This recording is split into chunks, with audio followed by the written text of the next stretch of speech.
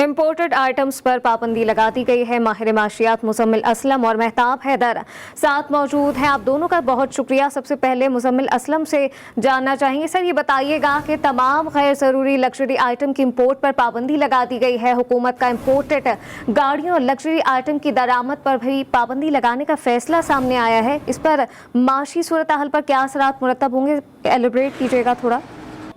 لیکن اس وقت پاکستان میں جو ہے پہلی دفعہ جو ہے میرے ہوش میں کم از کم جو ہے اس طرح کی جو ہے پابندی لگائی گئی ہے، اور حالانکہ معاشی حالات جو ہے 2018 میں اس سے کئی گنا زیادہ خراب تھے، اور جیسے موجودہ حکومت نے جس طرح یہ پابندی لگائی ہے، اس طرح ایک تو یہ کہ ہزاروں کاروبار بند ہو جائیں گے، لاکھوں لوگ بے روزگار ہو جائیں گے، اور ملک میں ایک مہنگائی کی جسے کہتے ہیں کہ نہ سنبھلنے والی مہنگائی ہوگی۔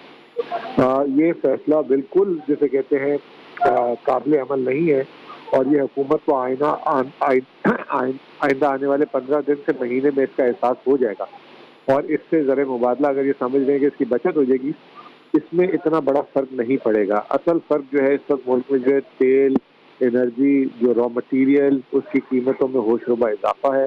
اس سے زیادہ تو ہم چائے، اگر صرف ایک چائے پہ پابندی لگا دیتے تو جتنی پابندی لگائی ہے سارے آئٹموں پہ شاید نہ لگانی پڑتی، کیونکہ ہم چائے جو ہے $2.5-3 ارب کی پی لیتے ہیں، کھانے کا تیل بھی جو ہے ہم $3-4 ارب کا کھا لیتے ہیں۔ تو یہ بالکل ہی جسے کہتے ہیں کہ بغیر سوچا سمجھا پریشر میں فیصلہ ہے، جس کی جو ہے حکومت کو بہت بڑی، اور حکومت کو تو نہیں عوام کو بہت بڑی قیمت چکانی پڑے گی۔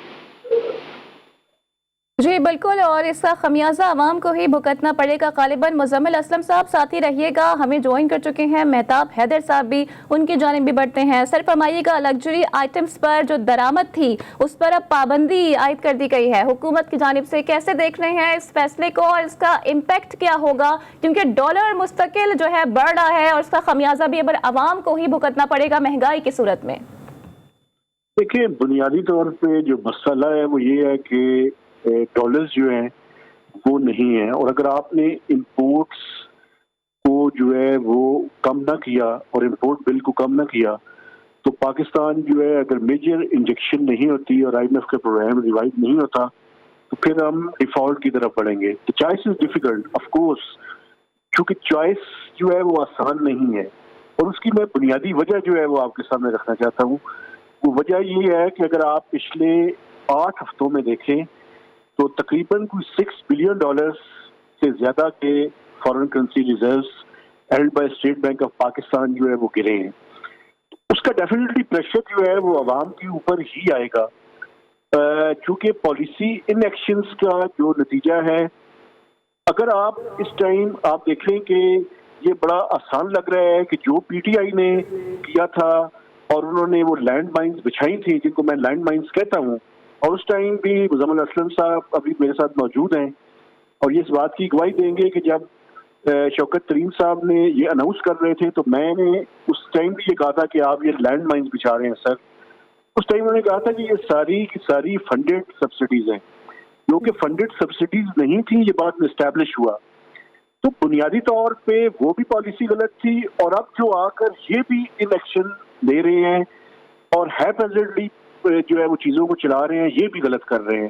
تو بنیادی طور پہ تھوڑی سی تھنکنگ کی ضرورت ہے، اور مزمل اسلم صاحب کی میں اس بات سے اتفاق کرتا ہوں کہ آپ کو سوچ سمجھ کے آئٹمس پہ پابندی لگانی چاہیے، لیکن میں سمجھتا ہوں کہ اس ٹائم امپورٹس کو کم کرنے کے لیے ضروری ہے کہ آپ لگژری آئٹمس پہ پابندی لگائیں، لیکن سوچ سمجھ کے ساتھ لگائیں تاکہ عام آدمی زیادہ متاثر بھی نہ ہو اور آپ ڈالرز بھی بچا سکیں۔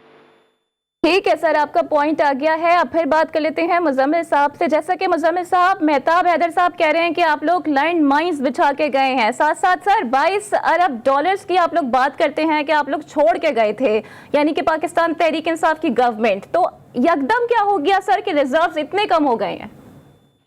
دیکھیں ابھی کتنے ریزروز ہیں، $16.5 ارب ہیں، $5.5 ارب کم ہوئے تھے۔ 5.5 میں $2.5 ارب تو چین کا قرضہ واپس کیا، $1 ارب جو ہے آپ نے جو ہے وہ ریکارڈ کی پیمنٹ کی۔ $3.5 ارب تو ایسے تھے جو آپ کی ادائیگیاں تھی اور آپ نے کوئی نیا قرضہ نہیں لیا، اور پھر ہم نے چین سے قرضہ واپس بھی لے لیا تھا۔ یہ حکومت آئی، اب حکومت کی کیا ڈیلنگ ہوئی، شاید انہوں نے ان کو قرضہ نہیں دیا، اعتماد کا فقدان ہے، کیا مسئلہ ہے، یہ حکومت ابھی تک بات بھی نہیں کر رہی، اور وزیر اعظم ابھی تک جو 1.5 مہینے سے ہم سن رہے ہیں کہ وہ چین جا رہے ہیں، ان کو چین کی تاریخ بھی نہیں مل رہی۔ رہا سوال لینڈ مائن کا، دیکھیں جی بات یہ ہے کہ مہتاب صاحب کی عزت اپنی جگہ، اور انہوں نے بات بھی یہ کی تھی، مجھے یاد ہے پریس کانفرنس میں، دیکھیں ہم نے پہلے دن سے 300 ارب روپے کا جوا کھیلا تھا اور اس کے لیے ہم نے پیسے بھی جمع کیے تھے۔ آج کی تاریخ میں بھی جو ہے 300 ارب سے پیٹرول کی سبسڈی کراس نہیں ہوئی، ٹھیک ہے جی۔ اور دوسری بات یہ کہ یہ تو کوئی پیکیج ہی نہیں ہے، ہم نے تو 1200 ارب روپے کا کورونا کے دنوں میں، جب ٹیکس بھی جو ہمارا 3,500 ارب تھا، 3,800 ارب تھا۔ ٹھیک ہے سر، آپ کا اور جب موقف ہمارے پاس آ گیا ہے۔ وفاقی حکومت نے بڑا فیصلہ کیا، حکومت نے لگژری گاڑیوں، فونز اور دیگر اشیاء کی امپورٹ پر مکمل پابندی لگا دی ہے۔ تمام تر صورتحال پہ ہمارے ساتھ ماہر معاشیات موجود تھے، مزمل اسلم اور مہتاب حیدر، آپ دونوں کا شکریہ۔